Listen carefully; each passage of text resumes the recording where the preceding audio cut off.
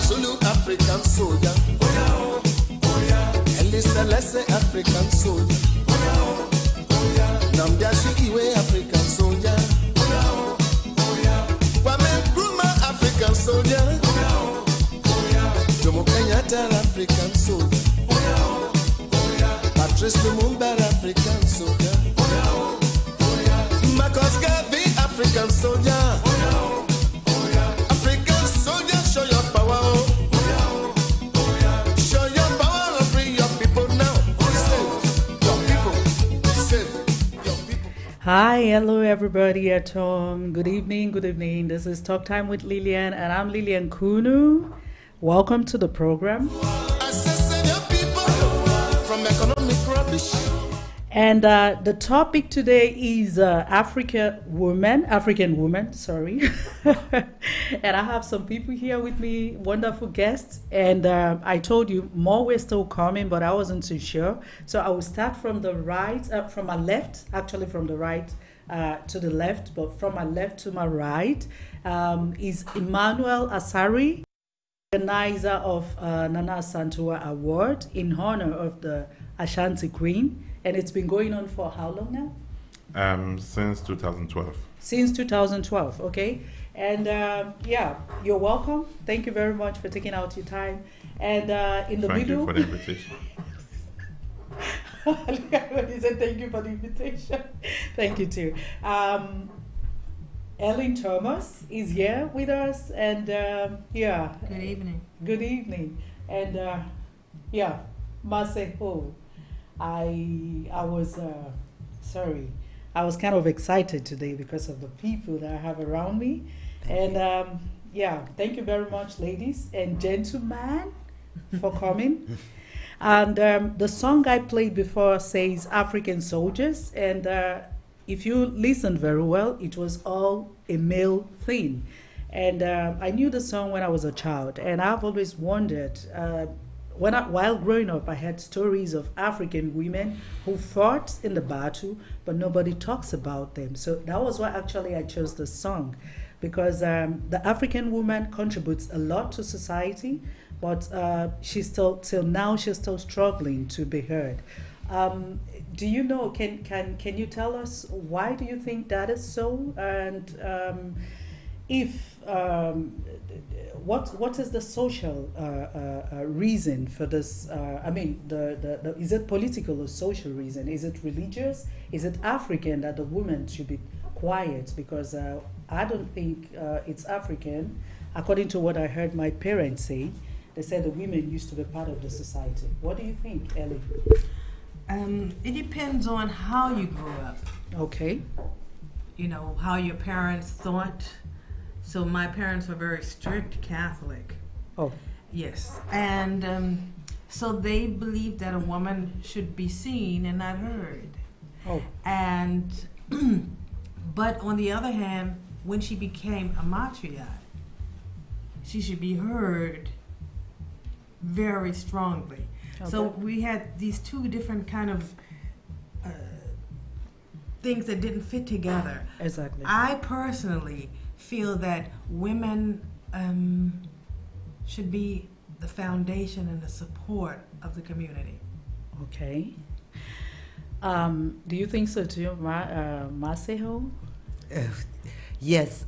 I think for me, first of all, like I'm here, I accepted your invitation. I don't want to, because the term African women, that's African is a genuine term, so we have to be a bit more clear. What do we mean? Do we mean the women on the continent? Do we mean all women of African origin? Okay. In this case, what I can talk about, because I grew up in Germany, but most of my family is in South Africa. Okay.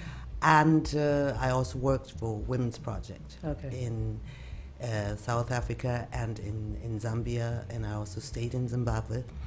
And I came back, I was really inspired by the women that I met on the continent, and I was inspired by women who came from other countries to Germany. Okay. I think, as far as my research is concerned, a lot of it has to do with colonialism and Euro-patriarchal structures that we were subdued to, are still subdued to. A part of these Euro-patriarchal structures are, of course, is also in the religion.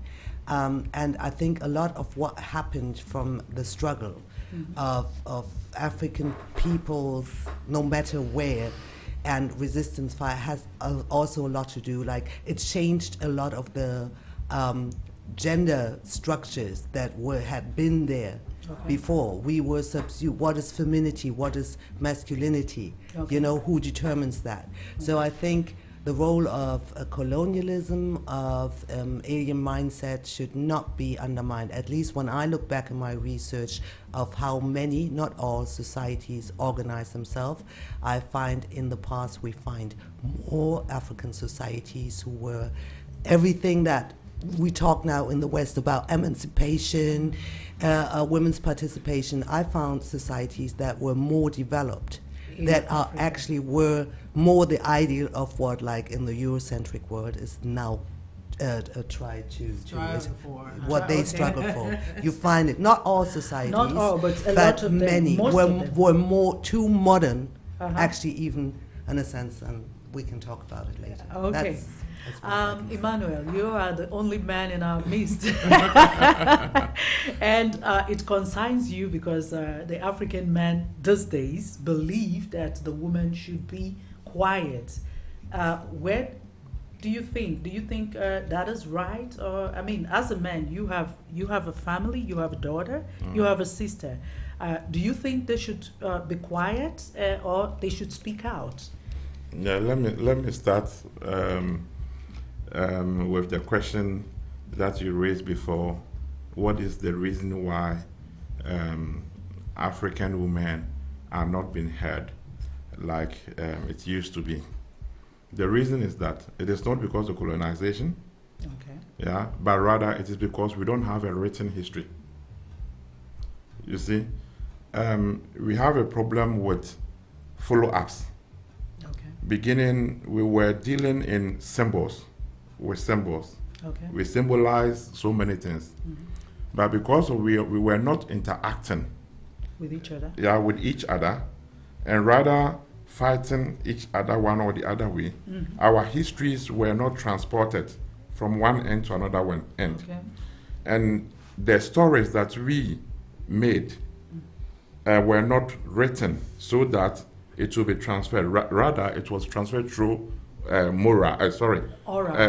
relation. Yeah. So, and this, with the time, the stories changes. If you don't put something on the paper for other people to track or to trace, with the time it changes.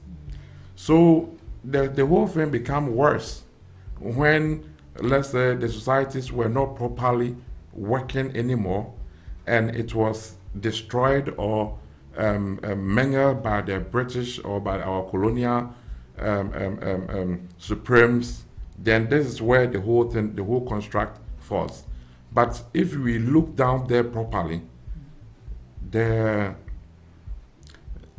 we don't write things is very difficult. But they said recently, I did a research and I found out that we had letterings. It might not be this European, correct. This alphabet, Okay, now. Correct. Okay, I'm sorry. I have to object, and I would like to refer to Zaki Mafundikwa, who is a Zimbabwean graphic designer, and he published a book called The African Alphabet, where he researched African scripts. Most Mande speaking groups, there are the Va people, there's also a Manding writing system. One is called Masaba, the other one is called, when you go to Cameroon, the former kingdom of Bamun, King Georgia, they had Akauku, Bamun, and actually Georgia had a deal with the Germans. He wanted printing machines. He had open school in the capital of Fumbang to teach these writings. There are you know, to the students. And when the French took over, this is the negative side. This is why Georgia was not willing to support other people in getting rid of the German colonizers. But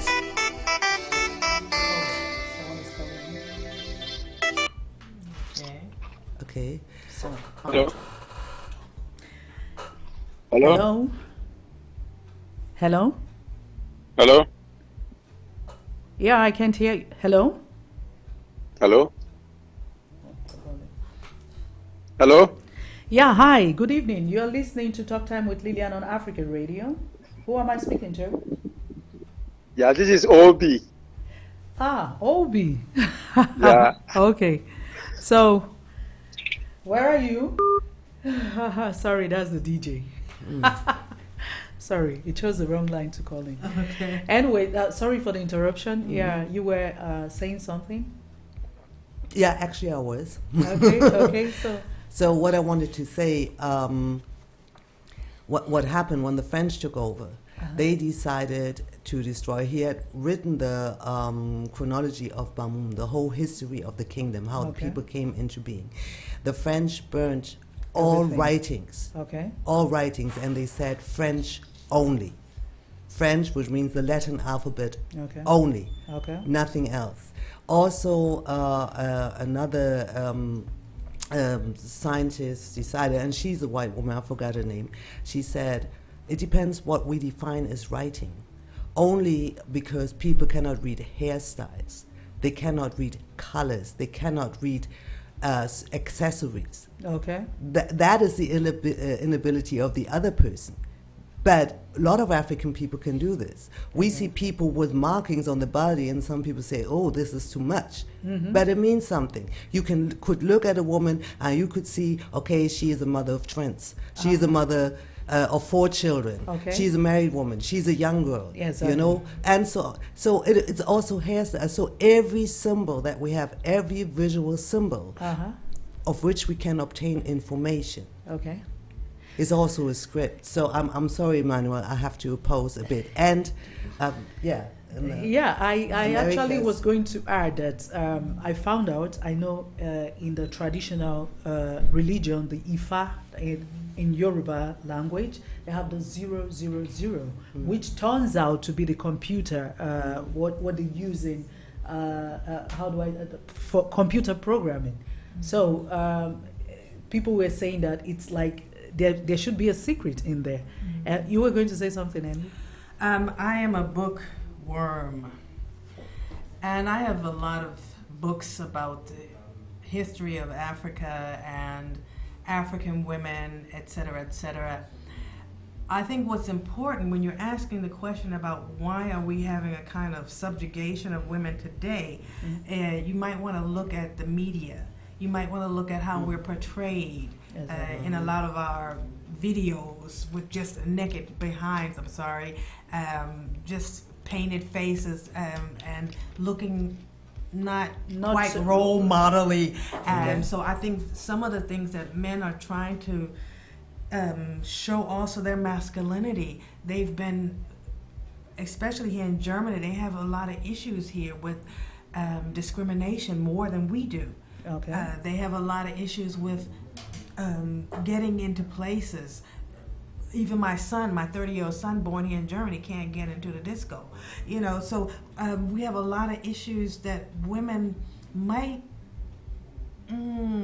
feel they have more rights or possibilities and the men don't, and so that the men might want to try to show their masculinity at the moment by being a bit more dominating. So Emmanuel, I'll come back to you. You said it was because of the language, but the ladies and I think lack of because of lack of written evidence. Yes. But history taught us that a lot of scripts were taken away from us. So what else do you think could be, apart from the letters, the lettering history not put in down? What else could be? Okay. You see, what my dear sister is saying, I'm not saying it is incorrect, but if we compare the olden days with the new days today, we have a uniform letters that we all use to read and understand. That is the Latin letter. You see? And in our olden days, we didn't have that. Everyone keep its own. And that's the reason why I said that it is among the place where you are. We are all aware that the first university was Timbuktu. Exactly. Yes. Yeah, we know, we are aware.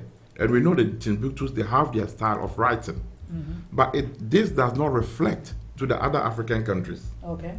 You see? True. So this is the reason why I'm saying that most of the African countries, we give our history orally, but not in a written form. And with a symbolic and with a tradition. Sometimes when, you see, we say that culture changes with the time. Okay. So when you are moving forward, things change, and the perception becomes different. And then with the manhood, many things change in disadvantage of one or another. Okay.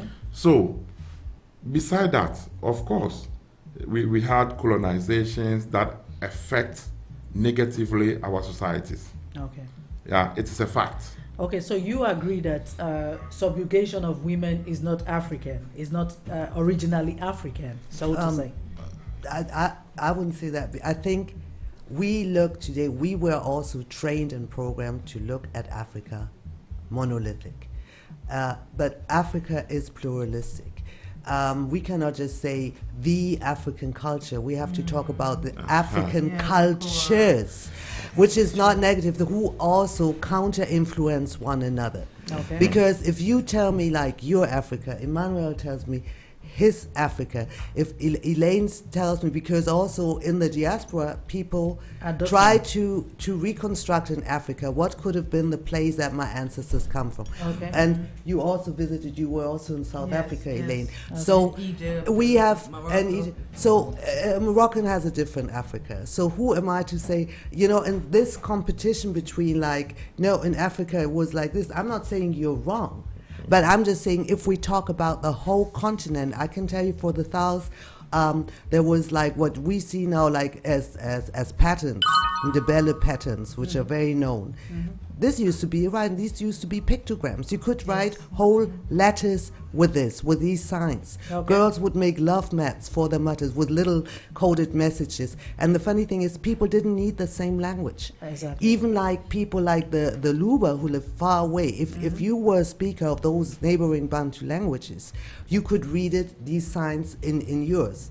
It's just like a pictogram, like for instance, emergency exit. Okay. People don't have, everybody knows what it looks like. So for a Chinese, would say it in Chinese.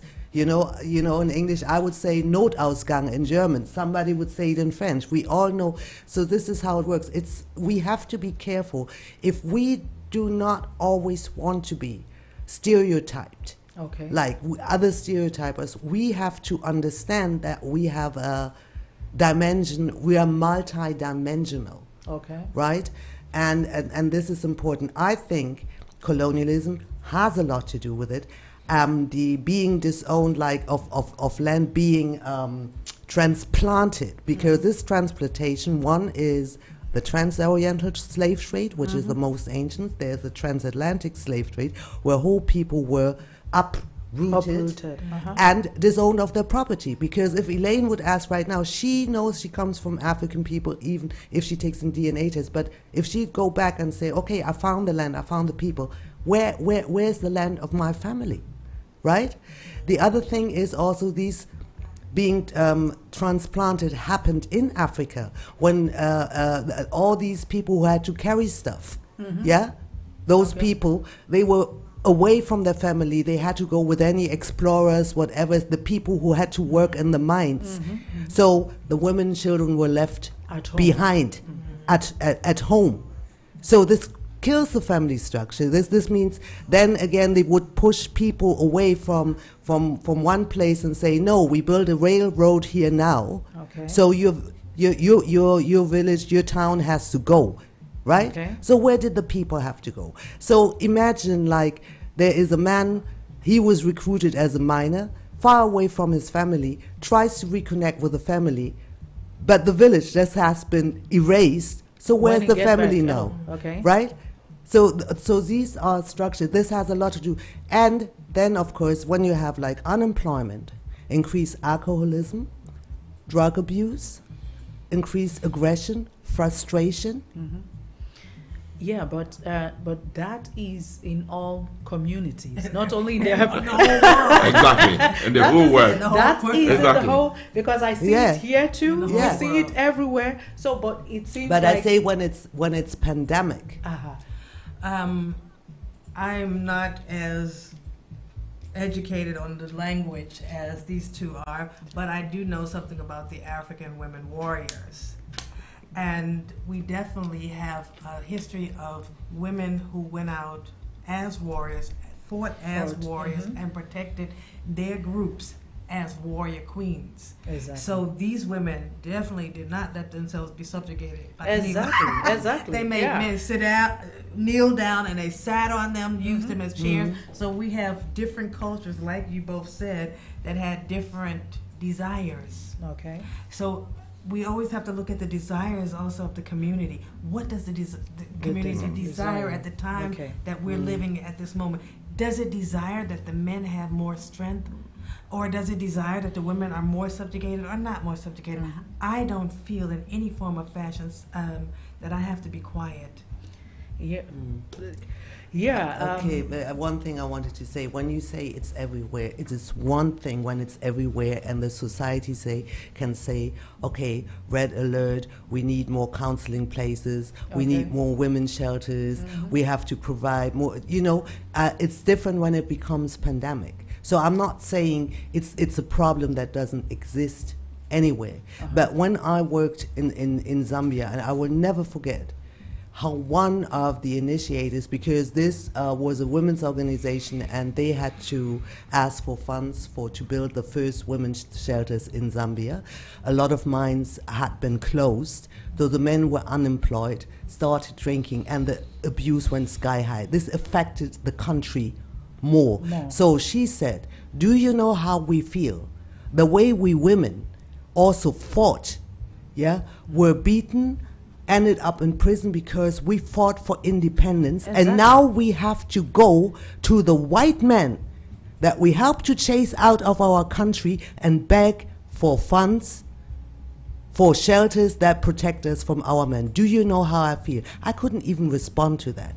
I say, I don't know yet, but I say, all I can do is that I see that you get the money for the project. So it's another thing on what level it is in society. Okay. It's another thing, what do people have to control these kind of errors, wrong turns in the society. So what do you think, last time I was discussing with you, you were giving me an example of women in Ghana, the Aka people, that the women are, they decide who they want to be with and who they don't want to be with. Is that the only tribe that practices that in Ghana, or is it a general tradition that Ghanaian women are more independent of their men than, let's say, than elsewhere in Africa? Because Nigeria, we used to have, where I come from, of course, I'm from the Riverine area, the women are a bit more independent. They can say, okay, yes, I put a stop because financially they are business women. In most part of the country, of course, they are business women, but you still see this stuff like where you say a woman is not supposed to talk no matter how rich she is. So is it only the Akan women, or is it a general Ghanaian stuff that women are more independent than the men? Okay. You see, the thing is that through the Nanaya Santua's award, I was able to do a whole lot of research work throughout African countries. Because before we decided to choose the name Santua, we need to go past through different histories of different women in Africa. And we saw that we have family Okuti. We had in Angola also women. We have in Sudan. We have all the areas. We had so many women who were very great in the activities that they did. Exactly. Yeah, and they died also later as a cause of the struggle between their own folks and the British and the betrayals that occurred during the time. Okay. This gives us a sense that there were certain characters that were that were built into or put into these women to empower them to do what they were able to do. Okay. So they had support from the entire community. Similarly to Yas Antoine, when the men fought largely against the British Empire, Yas Antoine, the men decided not to fight anymore. Again. Yeah. Yeah, and we had a golden stool that represent the unity of these societies. So Yas Antoine knew intellectually that when this golden stool is stolen away, the unity of the people will be distracted. And when that happens, automatically you are lost. Okay. It's very, very intellectual. You see, so she started fighting, and she went to the men and told them that, listen, if you men don't want to fight anymore, we women will fight. Yes, exactly. And this shows you, the motivation, the emancipation role the women played. But there are differences in every area. There are differences. Okay. We have some areas where right from beginning the women were powerful and they were visible.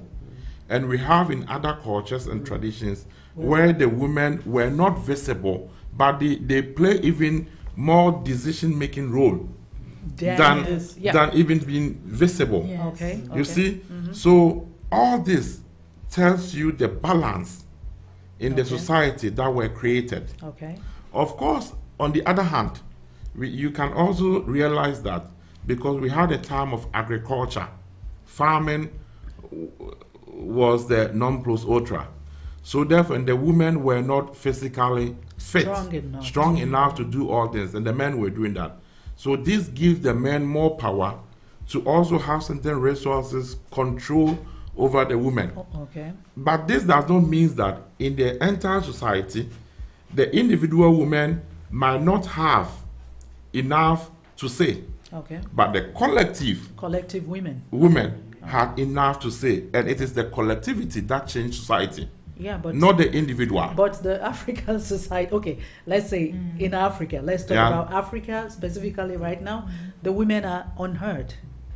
A few have political power, some, even if they are given political position, they have to play according to the men's desire. So this what you are saying came also with the religious influences. Exactly. That came with the colonization. Exactly. Or after the colonization. Okay. Christianity. You see, Islam. Christianity, Islam. The interesting point most of the people don't see is that there is there isn't much difference between Christianity and Islam. No. Because they all have one root.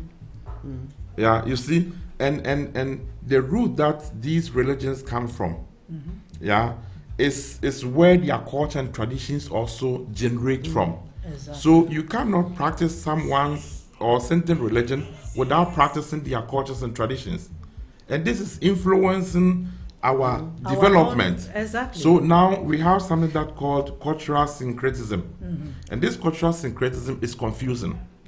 And if we don't have take a proper look on it, and believe in what really we want and what we want to do, we will never be independent as we wish. As a people. Yes. And that's why I wanted to ask, like in America too, you see that in our society, of course, we have the women are usually the most disfavored, but you still have that too. That still the African woman gets. How do I say, the African American or African woman, the woman of color, is more at a disadvantage when it comes to social amenities, children, even by our own men. What can we do to change the situation? Is there a system in place that we can say, okay, the women can organize themselves and bring themselves out of this situation? Because I don't think the male folks are ready to do that now. So what can we do to help this situation, to bring ourselves out of this bad situation that we are in? If you're asking me personally, as a mother of 2 adult sons, I'd say educate your children well. Exactly. Especially your men child. If your men children are raised properly, they will be proper role models. That's true. That's all I have to say about it. It is, you see, me, I like to go more deeper into things. Go deeper. I'm just asking because personally, on a you had personal long level. round. So that's Lane, and then it's me. Okay. Okay, I didn't. Okay, sorry. Okay, go ahead. I didn't. I don't have any problem with it. Okay, I know you don't. You're very cool. I didn't want to. I want to say, actually, you came back to my initial point that colonialism and religious reprogramming is part of the problem. Is mainly responsible.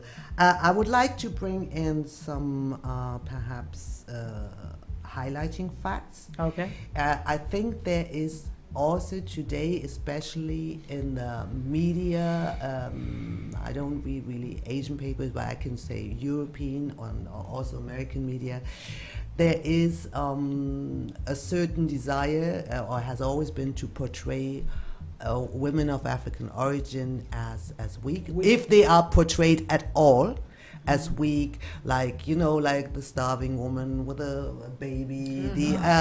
In America, it is always the sister in the hood who has no chances, who has as uneducated, and there's a lot of things happening in the States to change this picture. Always this head snapping and, to stereotype us or not to see it at all. Fact is, African women, black women are innovators, and a lot of political movements, trends were sparked.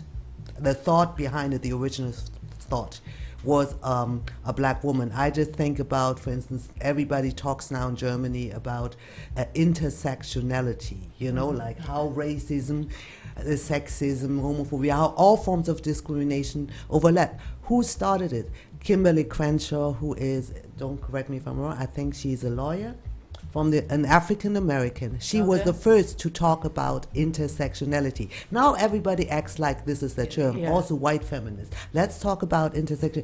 Yeah, but it's the Me Too. I wanted Me to Too say hashtag. that. I was the Me first Too. one to say this was Tarana Burke. Yeah. But they all acted. They put like these 2 white American actresses. Where Like the they, words, Rose McGowan and whatever the other name, Alyssa Milano, something, like they are the spearheaded. Me Too was a movement before from a black woman to give black women and girls the chance to talk about your abuse. Like if you talk about it, so and these things and so on and so on. So I don't even want to know how, with many also perhaps of movements, independence, you gave the example of Ya Santeva, which is, I think, an example everybody should know, every black person, and you shouldn't wait until you're taught in school, because if we just wait on what is taught in school, everybody should know. But how many other versions, other forms may have been there even before her? There is Kim Pavita, but I would like to throw in some even current, contemporary, positive facts which shocked the world. There was a study from 2015 to check, because it talks about women empowerment, and from 2015 or 16, and of the top 10 countries which have the highest number of women in parliament, Germany was somewhere around 27, 28 rank.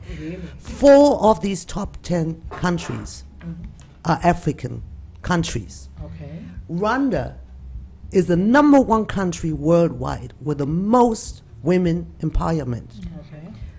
The Seychelles are number 4. Senegal ranks number 6. And South Africa is number 7. And we talk about the whole world. Very good homework. Okay? So, Just a highlight. And that And brings Ghana actually- is the country with most female entrepreneurs. exactly. It's like, I think every second, if I didn't get it wrong, so if anybody listens, correct me if I'm wrong.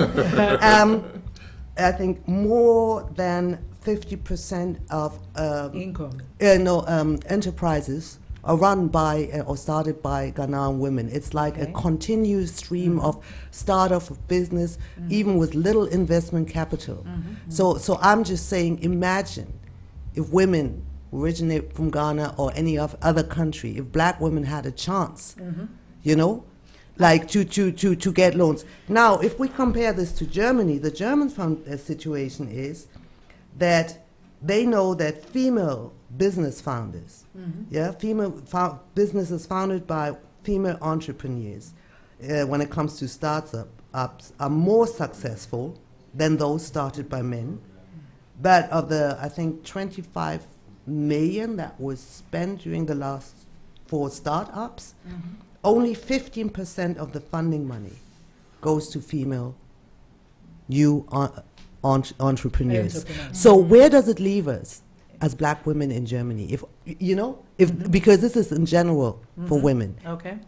Yeah. So it means we will even be more at a disadvantage. Yeah. And Alabama has in America, I don't know, perhaps there's an Alabama somewhere in Africa, so I say Alabama.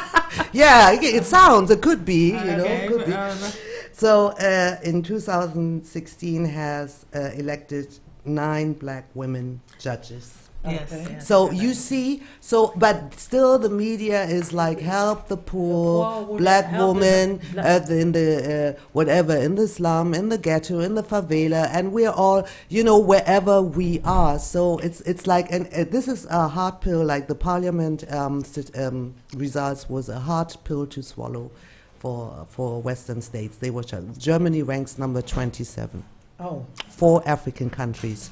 Top 10 most women in parliament. I have to say it over and over again. Yeah, I that's know I'm great. not supposed to advertise, but I have to say it. Okay, so what do we do? Because I think there is the struggle between male and female, and it's disrupting the system, I would say. In most parts of Africa, I use Nigeria because Nigeria is one of the most populated countries, or you have other parts where, depends on how religious they are, they get more, it's more patriarchal. And then you hear the word, they say, my culture says a woman should be low. And when you try to differentiate, when do we start differentiating culture from religion? How can we separate both so that the society can work? Because in the old times, I have the feeling that it was better when both parties worked together. So, Emmanuel, you said, you said something very interesting. I talked to all of you on the phone, and I was like, wow, this is interesting. You said something very interesting, and you even brought up the dowry that the Nigerian family have to pay. It's also part of the reason. Yeah. Once again, there are many reasons. This topic is very complex. You see, the reason why, and it's a social thing. The reason why most of the time competition starts is when one wants to get certain level than the other. So when both parties want to reach certain level without being in unity, that creates competition. Okay. You see, normally, if a man and a woman understands each other and they have one goal, there shouldn't be any struggle, because you join hands together and you worked towards what you want to achieve. So therefore, why do we have to? Because if the man win, it comes to the entire family. If the woman win, it comes to the entire family. Exactly. So why are we struggling? It is not a matter of struggle per se, but because the man wants to reach certain level, he is fighting, and the society is not giving him all that what he wants. And he has, through the religious influences and other influences, they are pushing him in the corner. You have to take care of your family, but you can't. So when the frustrations overcomes you, it's where you turn to your wife, and then explain it with assault and all these things. You see, but it shouldn't be the case. But even if the women, a lot of these women contribute to their families. So, and even, of course, even if they do so, there is still, but the feeling, you see, everything starts more earlier. Once I have the doctrines, that I am the higher position and you are the lower position, and I am not complementary. Yeah, it means that I'm not saying that we should join hands together to develop. Once I left it and I put the responsibility on oneself, this is where all the problems start from, because you alone cannot make it. Exactly. And that is the problem. It's a problem everywhere. So it means our men are not thinking in that direction. You want to say something? What I talked about. Yeah. I also was trying to mention the struggle within the family. If we look at the word competition, men do not like to compete with their women that they have in a relationship. They do not want to be, that the women be the main breadwinners, or have a better position or a better job because of the ego, because they don't look good in society, they don't feel good about themselves. It's very difficult for a man to take a subservient role in a family very often. I'm not saying it's always the case, but very often. I'd like to read, it's about 1 minute of Safia Bukhari's story. She's she worked for the Black Panthers in the back, feeding the kids, doing, supporting from the background. She's a Muslim sister, and she wrote, "If we truly are to create a new society, we must build a strong foundation. Exactly. If we truly are to have a new society, we must develop a mechanism to struggle from one generation to the next. If we truly are to maintain our new society after we have won the battle and claim the victory, we must instill into the hearts and the minds of our children, our people, and ourselves the ability to struggle on all fronts, internally and externally, laying a foundation built upon love for ourselves and a knowledge of the sacrifices that went before and all that we have endured." Very deep.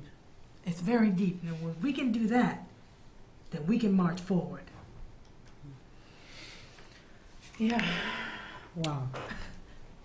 Okay, Emmanuel, thank you again for confirming my point. You're so happy about that point. You always want to be confirmed. It's empowering. It's empowering. I need empowerment. We all need. Why do you need empowerment? Everybody needs empowerment. Empowerment sounds good. What I wanted to,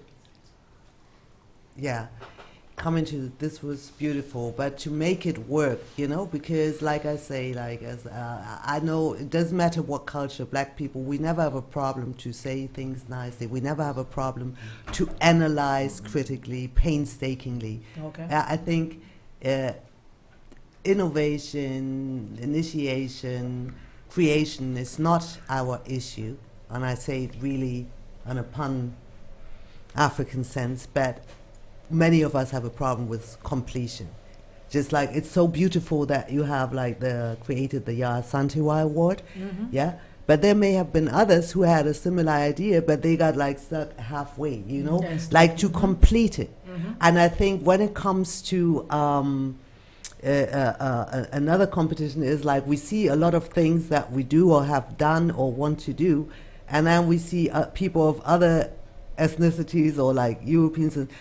It's not that it's as good as we plan to do it, but they are ahead. They're faster in completing it and just putting it out. Could it be because of resources? Exactly. Resources, exactly. Yeah.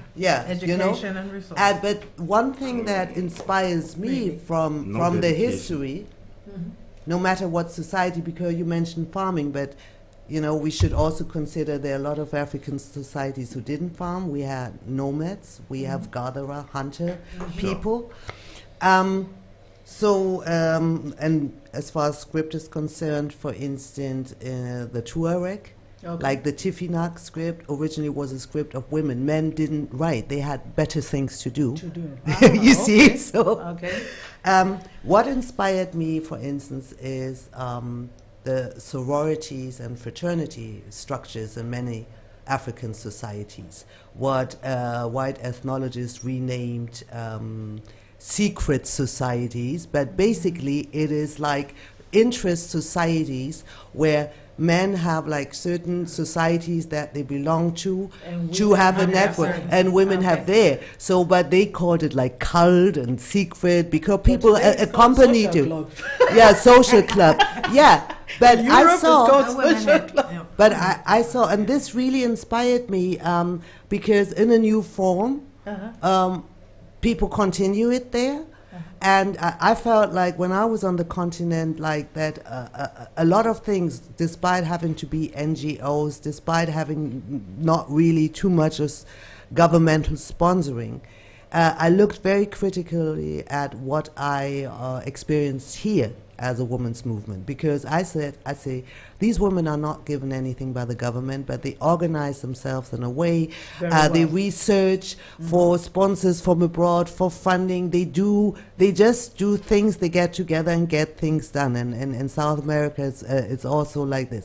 But in Germany, for instance, the women movement of feminists, they are almost entirely dependent on governmental sponsoring. So I'm like thinking, would they ever get something done? So I took this more of an inspiration, and I think that we who are in the diaspora here in Germany, no matter where we are from, first, second, third, whatever generation, we should take this as an inspiration, because I feel a lot of networking in Africa, in the Caribbean, in South America, in North America, because we don't have to talk that also governmental sponsoring for the longest time in history for African Americans was not really there, right?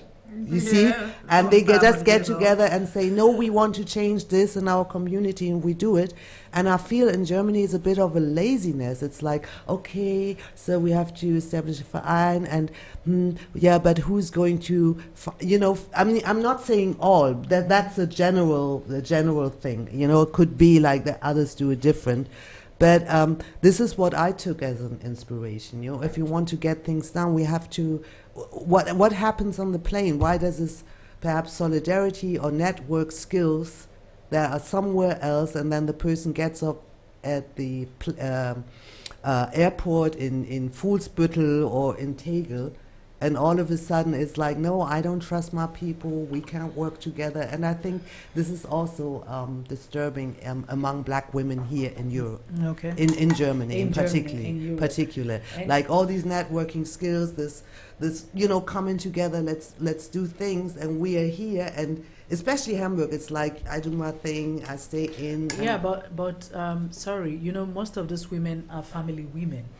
And then you have the husbands saying, no, you can't do it. But they're family women in Africa too, and in the United States. And in I want to support that direction. I mean, look, let me give you one example from the voluntary work that we do from our organization.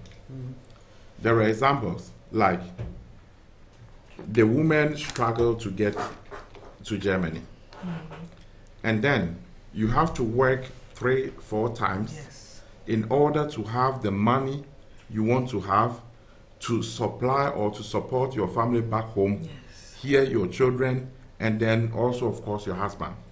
So in the end you are lack of time. So it is not about laziness. You see, the human brains, when it works too much. It becomes tired. That's true. Yeah, and the only thing that you can reactivate it is if you start entertaining the brains. You need to have fun. You need to go to sports. You need to do all these things. But the truth of the matter is that there is no time for all these things for them. Because once you stop doing one job, automatically you will lack money. Okay. And those back home will not understand the situation, and they will put pressure on you. Once the pressure started, this is where most of the people get heart attack, high blood pressure, diabetes, depression, cancer, and all of these things. You see, I'm working outside of my own job in this area, and I know enough how what the constitution of the societies, how they can even develop if they want, and where their barriers are.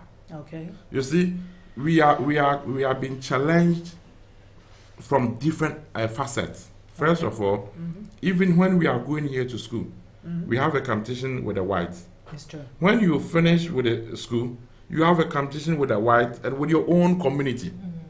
You see, so your body will not relax. You are always fighting. Okay. So when would you have the time to come to a point where you will say that, okay, now let me give my time or let me spend my time for community work in order to create exactly this networking system that my dear sister is saying. It is very difficult. So, and in the German society also, it is not like the people start and then they go into networking or voluntary work. No, it is not so. Under normal circumstances, they work, and if they become pensioners, it's where they spend most of their time into voluntary work. But we have older African women who are not doing voluntary work. Okay. Sure. Sorry. So it's all about laziness. Okay. Yeah, this is what I want to say. 2 points. I live in Willemsburg, and Federal is called Little Africa.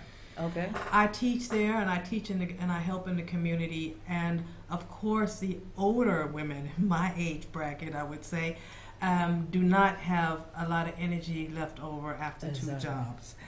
Okay. The younger generation, some that I'm very supportive of, they have had a different kind of education. They were raised here. They have another mindset, so they have more time.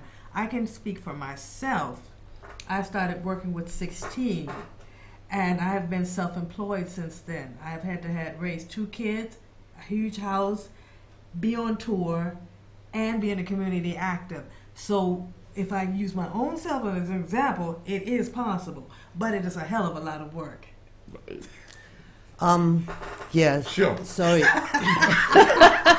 Yeah, but Sure, I'm doing it. Me myself, I'm doing the same. Okay. So, but we Okay, need more people to do more of this voluntary Okay, work. look. So you how see, do we get ourselves why to on earth? And this is where I say this is the reprogram issue. First of all, there's voluntary work does not mean in Germany that this is unpaid work. Yeah, there is Germany is the #1 state in I bring out stats for the male listeners, and I know men love stats and figures, so this is why I have Germany is the country with the most associations, non-profit organizations within the EU.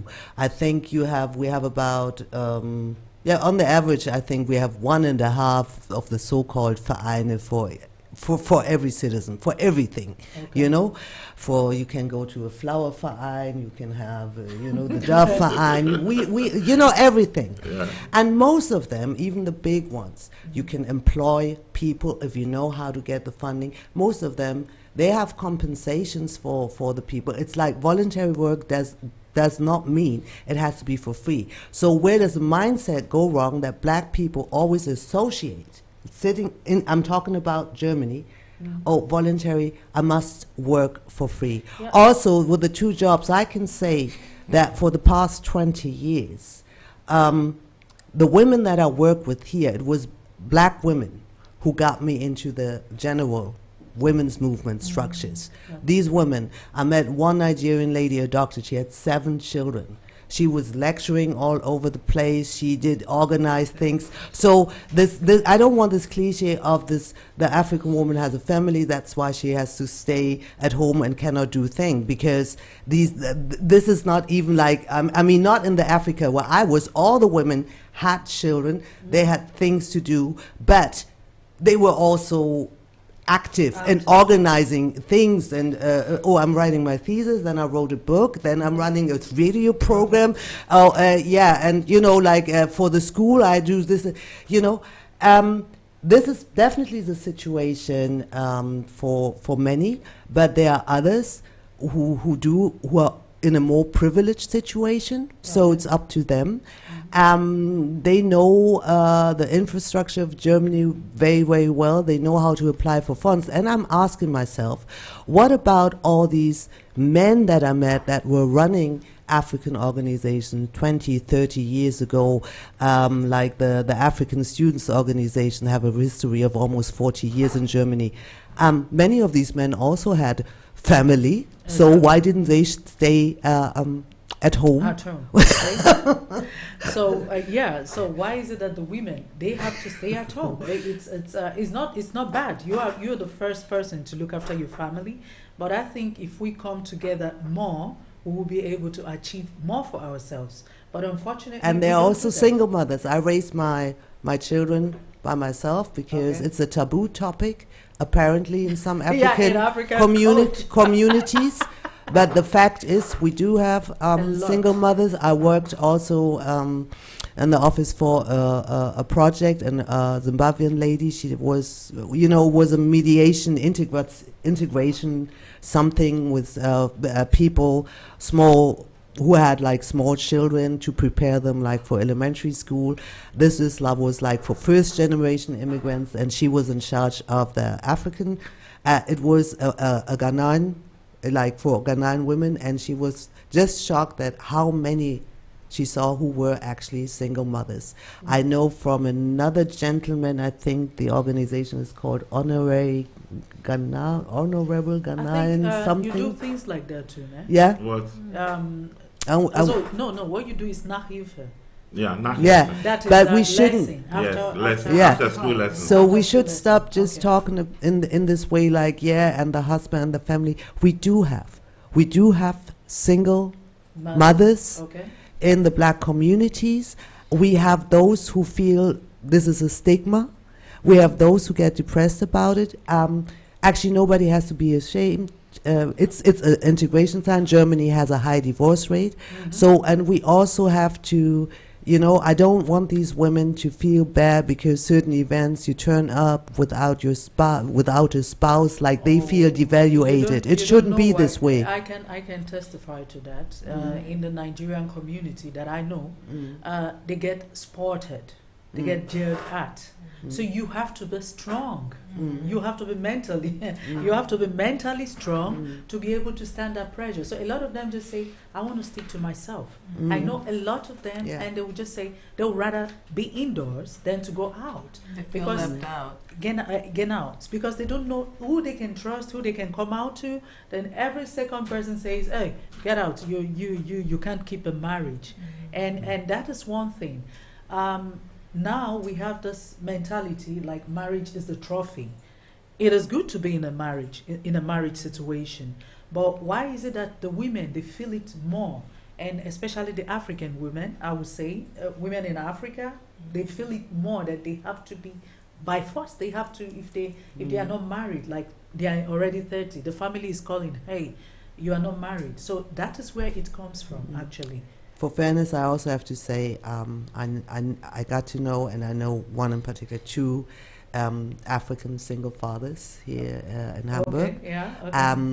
Like one friend of mine, the wife was white, and they broke up, and she kicked him out, and he stayed in a hostel from like the social supplement.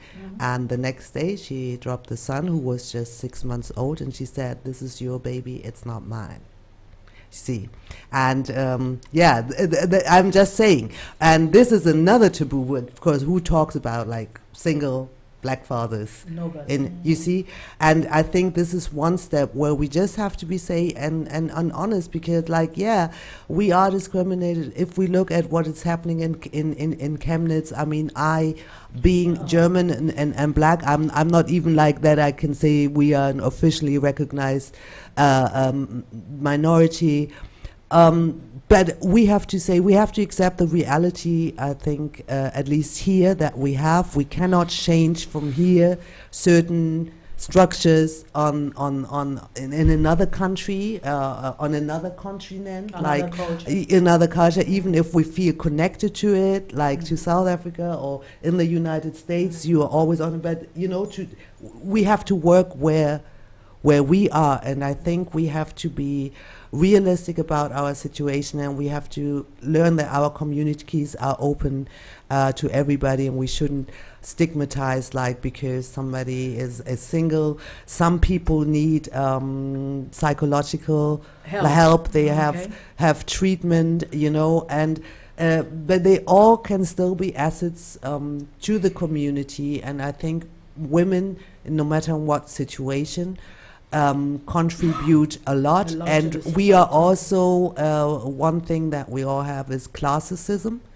and that's classism definitely plays a role in a lot of things, and that's why I say we do have like a mini elite in Germany, and then I'm like, yeah, you are the people, you multiply, because if you, for instance, participate in programs, they are training programs for free, teaching you about how to raise funds for your projects. Okay. Now, if you are among the privileged, for instance, women, as we talk about women, but men too, who can participate in such a program, use it as, multiplicate your skills. Okay. We also should be able to say there are people who have the know-how, to bring it back into your communities. But do you, sorry, I'll cut you in there. Sorry, I wanted to interrupt it, as in those programs, how to raise funds, because funding is the problem of the African community in general.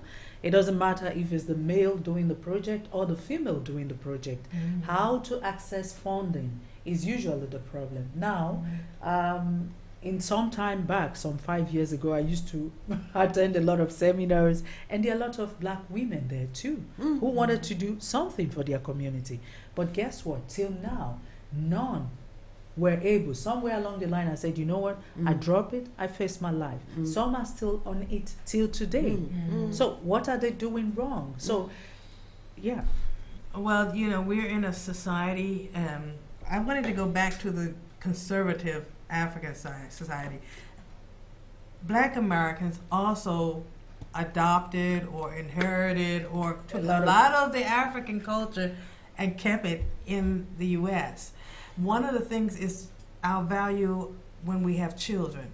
You have boy children, you're more valuable. You have girl children, you're less valuable. Exactly. So automatically, when you say less valuable, when you have girl children, it means girls automatically are less valuable. Yeah, it's true. So we're enforcing this thought all the time. Oh, you have 2 boys, valuable woman. Oh, you have 5 girls.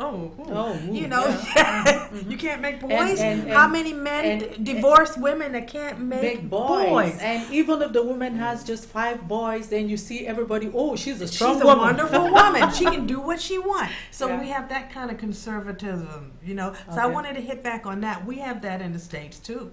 Okay, so that is typical African. That is typical African. Wanted to go back on that one. Then we have here the groups, like she was saying, but we also have this ethnic discrimination. It's one problem we have here, which is why we can't make a forceful and strong group. Because we're because we use ethnic discrimination, and the second thing is we're in a society that does not really want us to succeed. So every time you try to get funds, you get a lot of blocks thrown in your pathway, because the society does not want a Michael Jackson here. They don't want an Oprah Winfrey here. They don't want a Martin Luther King here. Or do you see one here? So you get So, you know, you're getting all these blocks thrown in your way. And then going back to what you said, because we have this kind of chemnitz mentality here that is kind of holding us back, then we also have not enough of us. Not enough of us here We're a to small make group. a struggle. We're too small. So we have that difficulty too. So we have a lot of difficulties that we have to really work against to get forward. And we're the German black culture, for example. It's not the oldest culture. It's new. It's kind of new. So I know you have probably a different history on that one, but I only know 100 years back. That's how much history I have. So and the amount of Afro-Germans here is not as strong. So we're getting a lot of information from Africa, from the Caribbean, and everything on how we deal with our children, how we deal with our girls. But they are getting all these conflicting messages, and they don't really know what to think, how to put themselves as black women in a positive situation and be role models as black women. We have to teach them that. Okay, so that means we have to organize seminars. We have to organize. Yeah. People have been saying that a lot. I heard a lot of people saying, "Why don't you people organize them?" So how do we organize seminars, Emmanuel? Because there was one time you were doing this Pflege program. I remember I participated once. It's about Hausliche Pflege. Do you still do that? Sometimes, depending on the time. Okay. Let me start with you. Raise an interesting question. How can we change the situation? You see, how can we change the situation? It is not that easy as we are saying. You see, you can create seminars, and this seminar once in a while people come to visit, but in the end, it is we have something that is called environmental influences. Okay. It works. And we have racism on one side. Me, I don't use the word racism at all anymore. What I use is that it's inequality in chances. Okay. Yeah, I don't use racism anymore. Because the thing is that we have a long history and long experience with this word racism. Anytime that you want to tackle the problem racism, you face blocks from the institutions. So that's the reason why I was saying that we have to start being strategic, diplomatic. Okay. Yeah, straightforwardness, you will never reach anything, and it's politics. Okay. So that is fragility, like you always say. White fragility. You see, the thing is that I will put it this way: it is not the white man who invented that, No. but it is the human intelligence. And it goes like that. Human greed. Yeah. Before I will need something from you, I have to come and study you. I know how you are and know how I can talk to you so that I can win you. And if I win you, I win what I want to have. Okay. Are you getting my point? So it means that if we don't talk about racism, then we will get what we want. No, it is not. It is not about not talking about racism. Okay.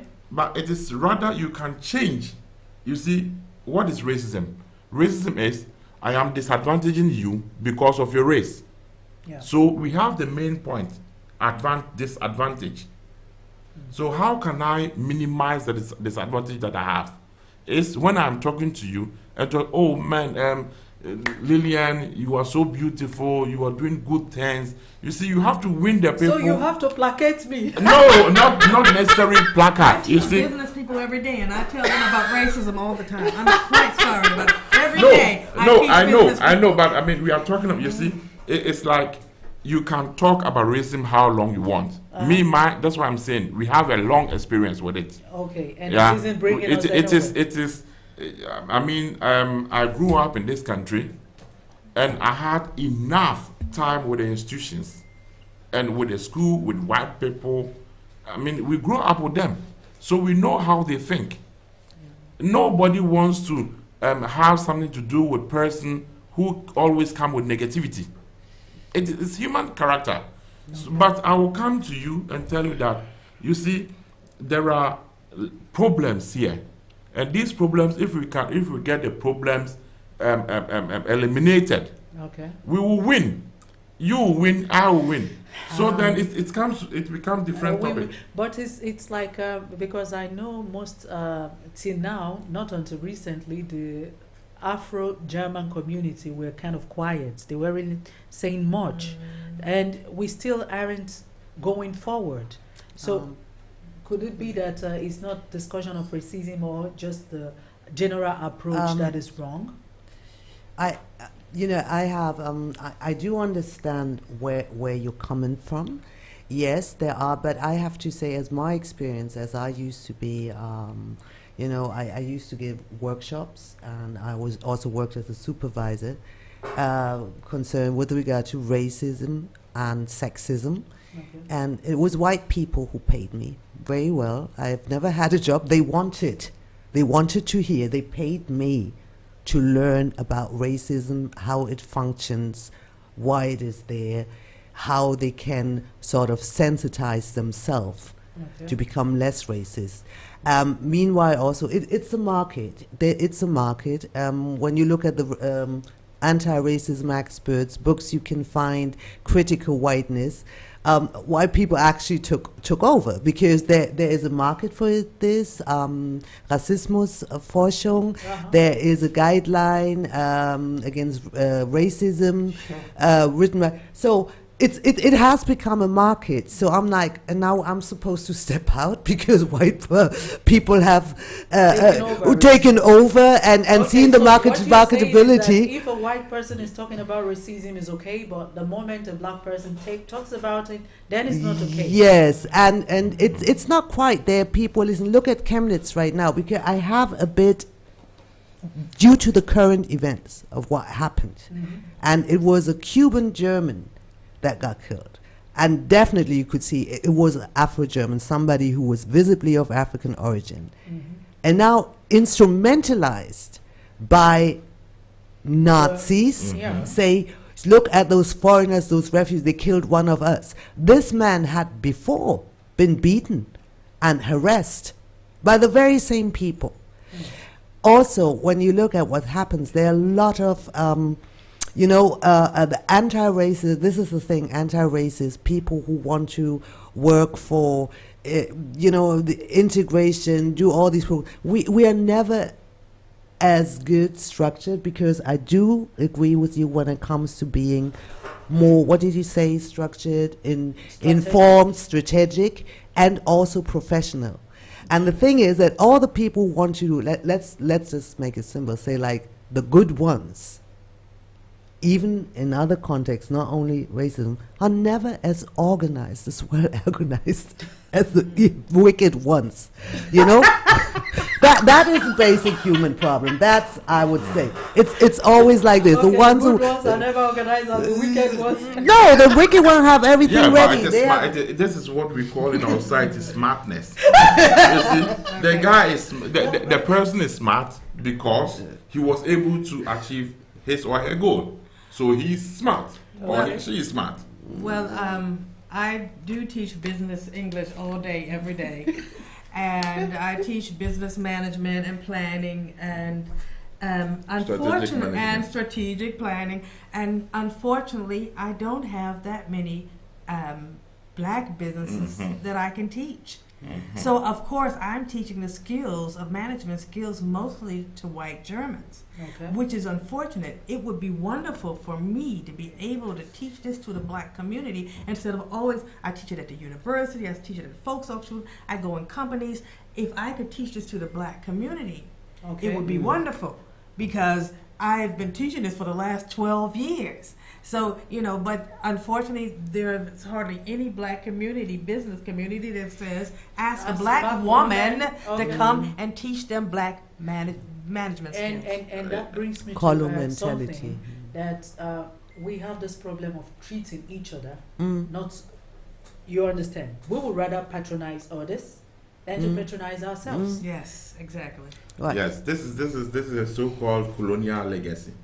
Before it was not like that, but after the colonization, it becomes like that because a doctrine that they have put in us. I mean, if you check the complete system, we don't have our own education system. That's true. We don't have our own health system. We don't have our own economic system. Okay. There is no system that we own by ourselves. Right now. I mean, right now, of course. Okay. So therefore, you see, the problem, that's the,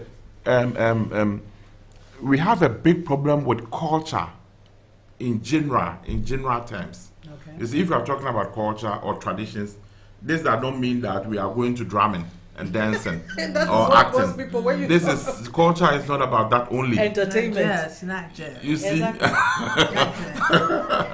not that.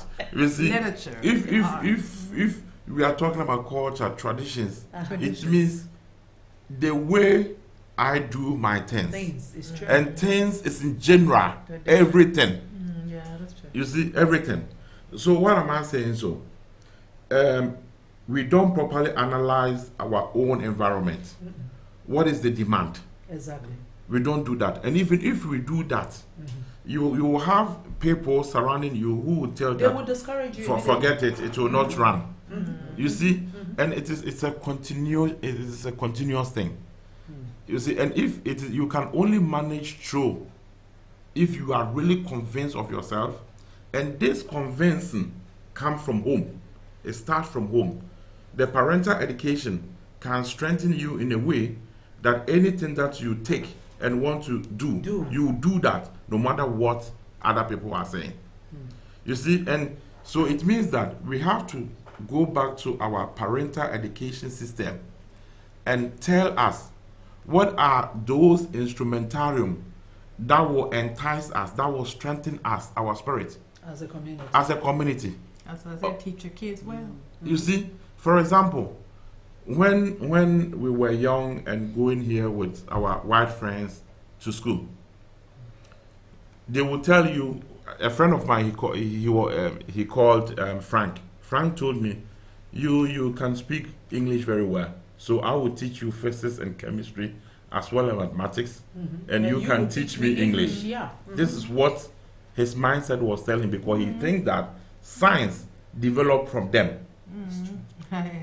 You see, but he doesn't have, at that time, I didn't have all that background in order to defend my situation. No, exactly. I knew that, okay, I did science, maths, chemistry at school from Ghana, so I knew what was coming and what he was talking about. But he thought automatically he was better in those areas. Exactly.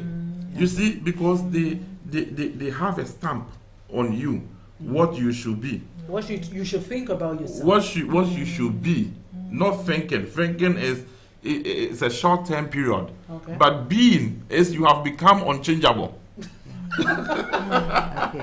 You see, That's fragility again. Yeah, it's so true. it's true. so it's a problem, and this is institutional racism that they have implanted in place without talking about that.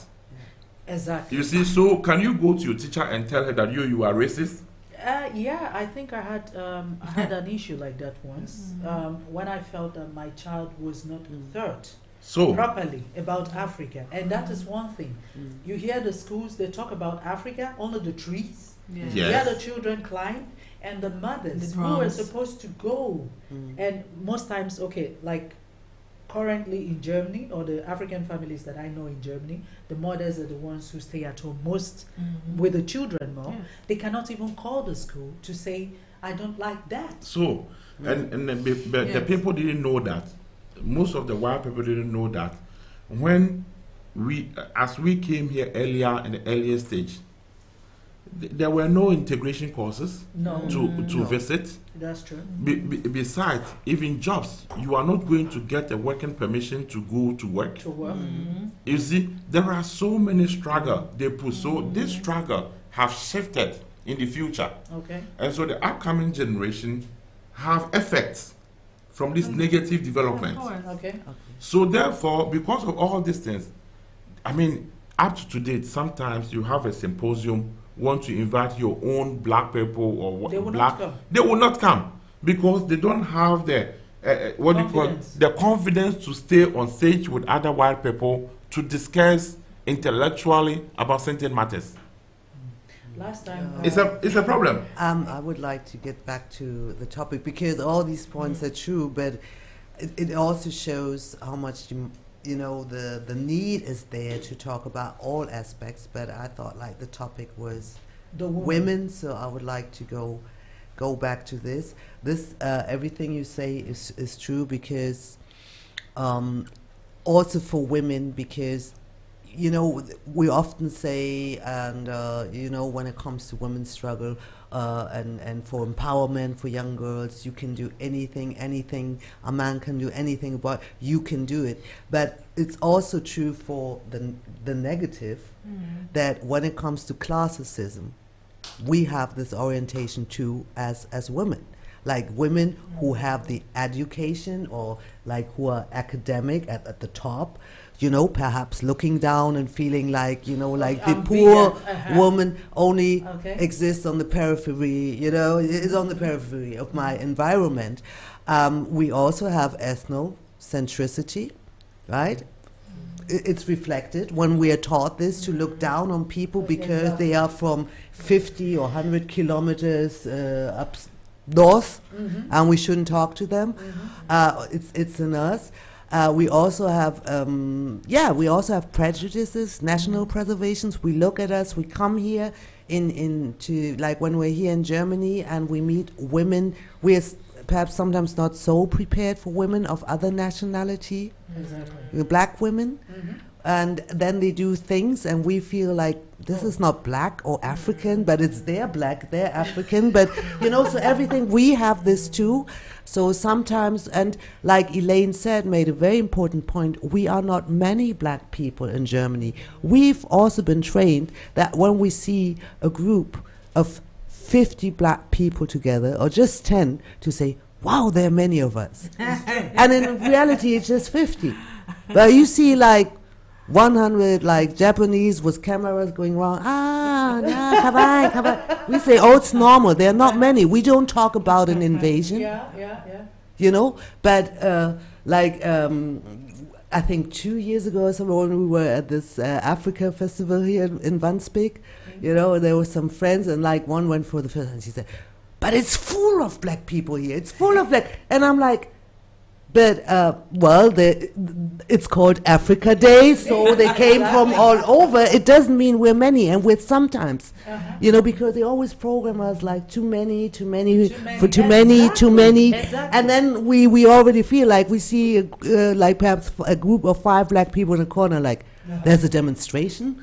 Where are the human rights signs? Where are the anti-racism? You know, or a church. You know, so, and we are not many, so we come together in an international setting as women, and then we find out, like, perhaps I don't know so much Black or Africa because there's so many different, you know, you hear languages you haven't heard before, and then there's some kind of skepticism, perhaps more skeptical of another black woman than you are of a white German woman or a white British woman, because we know how we know what they want. So it means that when we see each other, there's automatically this distrust to come together.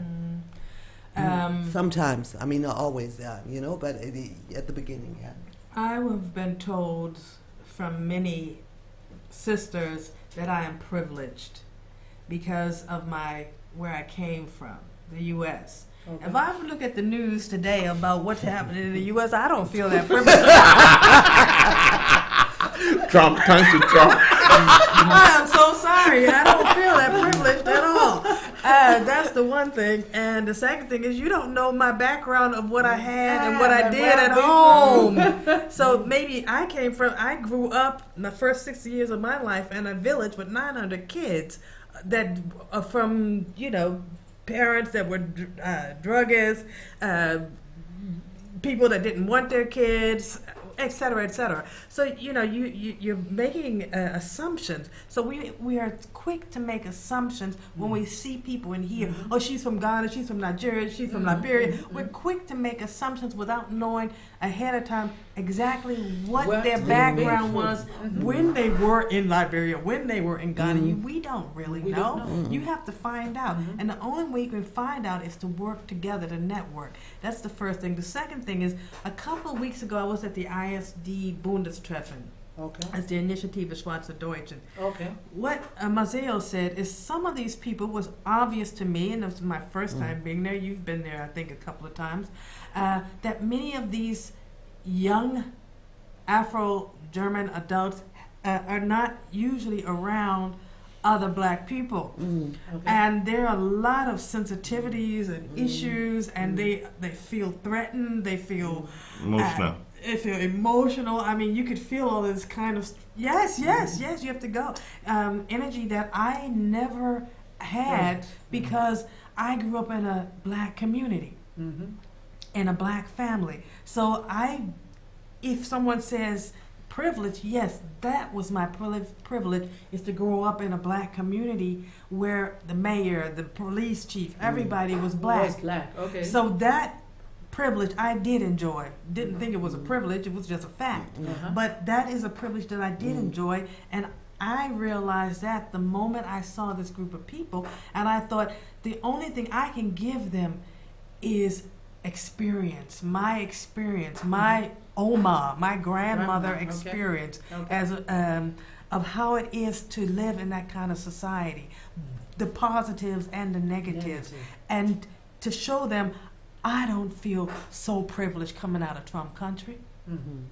I feel a part of this community because we all have the same issues. Yeah, we are all, and there's no, like I used to say, if you're being discriminated against, We all have the same issues. nobody knows where you come from. When they want to do, they don't even care. Yeah. The first thing they see, oh, you are a black person, and I'm discriminated. The first thing that comes to mind is, oh, he or she is an African. So it's actually uncalled for. Sometimes, like even by my own people, I get discriminated against. Yeah. I said, "Oh, are you sure you're a Nigerian?" Yeah. I say, "Yeah."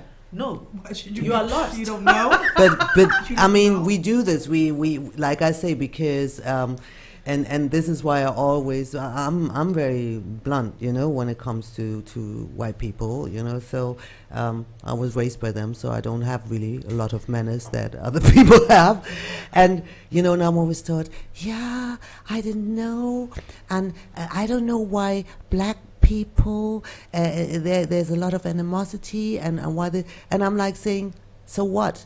We do not yet live in a world where prejudice is a white privilege. It's not yet. Neither is ignorance. Exactly. Stupidity, well, it's about to, but not yet fully a white privilege. So, so for instance, when I was in a group called Black Sisterhood, we just had like on Sundays there was like one institution, Haus 3 in Altena, the land is like their location. We just had get-togethers. We came together as black women, and it was like open. You could come, and we would just find a basic topic, talk about. It was very nice. I don't know how it dissolved. It just, and so we try to recruit like more women, inform them. So I had flyers too. We would give out flyers. I was in Altona, Große Bergstraße. I had also my flyers, and I was there with another Ghanaian lady who was very, very active. She was a social worker. And I could see that people, like women, would take the flyer from her, Doris, like, you look, when I gave the flyer, they were like, okay. Because, and I was like thinking, why? And then it occurred to me, I said like, listen, Dora, could it be that, because I had locks too at that time, and I dressed a bit more flamboyantly. I was younger, and I liked clothes and design. And I said, could it be that they look at me and my hair and they think, who is this, like hippie, Rasta, half-caste, marijuana-headed, Yeah, and then I realized, so I said, like, okay, I'm sorry. I think I'm not the best person. Somebody else has to give them the flyers, because it's like, you know, they see me, they have like images, and you know, I first didn't think about it because I said, yeah, we're black, but we see more than that. We see the clothes you have on, the shoes you wear, how you have your hair, How you behave, how you talk, your accent. It's the whole package, and sometimes just because of this, you know. So, but what I wanted to say, yeah. Now I forget what you said is very important. For instance, the hair thing. I grew up, and for the longest time I was the only one with this hair, and I knew I had a hair problem. Of course, I wanted straight hair, you know, or just wavy hair. Everybody around me had just straight or wavy hair, but you know, with my analytical mind that I had way back then, I thought, of course I have this problem. I don't see anybody with this hair. But in America or Africa, because like 1970s were the fro, and every now and then you saw singers, and you know, if I were with, I wouldn't have this problem, because then the teacher would have this hair, my friends would have this hair, you know, everybody, my uncles, my aunties would have this hair. So I thought it was just my individual problem.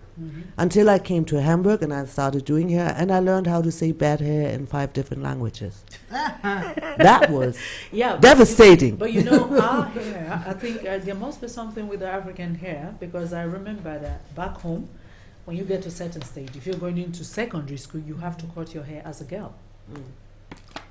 You cannot perm it, or you have to straighten it. Sometimes in some schools they say you have to straighten it, or you cut it. You cannot carry the afro, like say you want to leave your hair. No, you can't. So I think there's something with the hair that gets others who are not non-Africans. Yeah. There is nothing with the hair. Yeah. What the thing is, our colonial masters brought exactly this treatment to us, and it was a punishment. Yeah. So with the time, it becomes a norm. So And when people who still practice it, that means they are punishing the people. Of course, in the olden days, because you see, normally, when we were a child, like babies, sometimes they cut the hair, because then the hair started growing faster. You see, because if you don't cut the hair sometimes, it's like you have a mixture of this lightening and deepen, and it gets tangled. Exactly, everywhere. So, but if you cut the first lane away, then automatically the rest that are coming, you have it easier. Even. But still, this does not mean that it is correct. But this is what we knew Back then. But in terms of the secondary school level, that you have been forced by your headmaster to cut it, is because you might look beautiful. Exactly. Yeah, you might look beautiful, and if you look beautiful, you'll be attracted to men. And if you attract the men, the men will have you become a danger. And this is so they use, instead of, is this is what I said, that our way of educating, it needs to also be examined. But because shouldn't they, sorry for interrupting, shouldn't they educate the boys or the men to overlook the beautiful? it is not about that. The headmaster has a conservative way, because he's been taught that it is the woman's fault. It is not about the woman's fault. Okay. But it's you look beautiful. Yeah, you see this from that perspective. And you might easily be convinced to do things that you don't want to do, that maybe bring you into trouble, like pregnancy and all these things. So it's a linkage. Ooh. Okay. During slavery, I can only say this one. During slavery, the women were forced to wear a cloth on their head, a scarf, which is why I wear mine out of that pride, because of what you said before about the attractiveness. The hair could be made attractive, so the women have to cover it. They have to cover it not to be so attractive. Now we have a problem in a lot of schools where young ladies that wear the braid are being discriminated against. The teachers are putting them out of classes, are telling locks as well. And I think that is because they're showing an ethnic pride that is not allowed It's To- not, Right. they don't So- want to be allowed. So Okay. we have that problem with the hair too. We also have a problem with the jobs. Many women straighten their hair or wear the weave, the long stringy weave, because they think they have better chances of having a job. No, they think they get the jobs. I get jobs and I get bread. No, listen. But you are If you look at independent. the majority, you see, once again, when we are talking about feminism and all these things, and we compare it with the look, how the Western people look at our women, It's true. extra. One should analyze why do they receive sometimes certain jobs and sometimes certain families, whilst our men most of the time don't get even near. They don't have nice hair.